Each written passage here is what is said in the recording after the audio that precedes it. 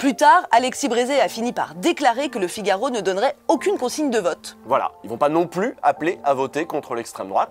Il n'y a plus de barrage, finito le barrage. Aujourd'hui, le seul barrage qui tienne, et alors celui-là il tient bien, hein, c'est le barrage à la gauche. Ah, il est solide celui-là. Et à vrai dire, c'est surtout un barrage contre Jean-Luc Mélenchon, dont l'ombre inquiétante plane sur la gauche, même quand il est absent. Alors, tout le monde a été interrogé sur Jean-Luc Mélenchon. Et toute la semaine, tout le monde a essayé de tenir. Même Fabien Roussel, qui a parfois été très bon dans l'exercice. Puis vint l'épisode dit de la purge. 5 députés sortants non réinvestis et, miracle, un nouvel angle pour attaquer la gauche. Toujours en attaquant Jean-Luc Mélenchon. Cette fois-ci, il suffisait d'inviter les sortants déçus. Ceux-là auraient bien quelque chose à dire contre Jean-Luc, et puis, enfin, l'union se fissure. Vous voyez bien que ce n'était pas possible. Vous voyez bien que Jean-Luc Mélenchon est un problème. Mais Dans c'est une une boîte purge. privée. C'est une Dans purge. Non mais dans une boîte privée, ça se passerait même pas comme ça, sans aucun commentaire, aucun coup de fil. C'est intolérable. Mais c'est pas l'essentiel. Oui, Qu'est-ce que ça dit de Jean-Luc Mélenchon et de son fonctionnement? Mais Alors, pourquoi au vous terme ne de dites pas grands Jean-Luc événements. Mélenchon doit prendre ses responsabilités et doit partir parce qu'il est un frein, Mais un partir, empêchement à lui, l'union. d'ailleurs,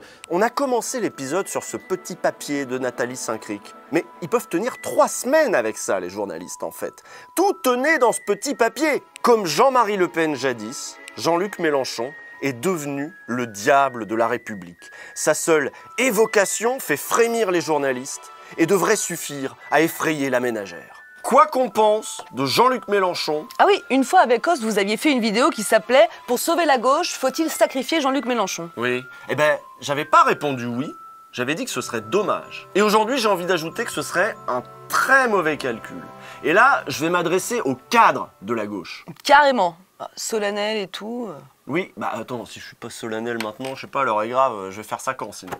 Pour tous ces journalistes bourgeois, installés, médiocres, Mélenchon, c'est pas juste quelques petites phrases qui se sont mal passées, c'est 15 ans de combat. 15 ans d'ego froissé pour eux, bien sûr, mais aussi 15 ans qui ont transformé la gauche, qui ont formé la jeunesse. Et c'est ça qui ne passe pas, au fond. Une gauche à la Glucksmann, à la Hollande, ça leur conviendrait bien à tous ces gens, on l'a bien vu. Mais une gauche de rupture, une gauche de transformation sociale, évidemment que ça passe pas. Et c'est de ça dont Mélenchon est devenu le nom. Donc écoutez-moi bien les chefs de la gauche, là, pendant que je vous tiens. Après Mélenchon, ce sera votre tour. C'est vous qui vont diaboliser une fois qu'ils en auront fini avec le vieux. Les écolos, vous serez des éco-terroristes. Les féministes, vous deviendrez des folles, des hystériques mal baisées. Les communistes, vous redeviendrez des staliniens dès que vous aurez arrêté de parler de viande et que vous parlerez de communisme. Les socialistes, même les socialistes, si vous leur proposez autre chose que du Valls ou du Cazeneuve, ils vont se rappeler que vous aussi, vous êtes de gauche au fond, quelque part. Et ça va de moins en moins bien passer. Vous avez vu l'état de notre système médiatique? C'est catastrophique.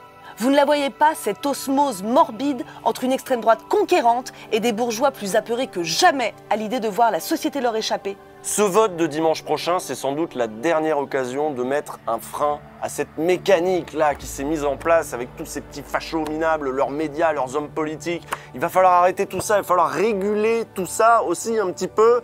Et pour ça, il n'y a pas 40 000 solutions, il va falloir voter et faire voter. Front populaire, hein? Ah bah oui, Front populaire. Parce que quoi qu'on pense de Jean-Luc Mélenchon, là c'est Front populaire. Hein? Et puis on se tient d'ici là.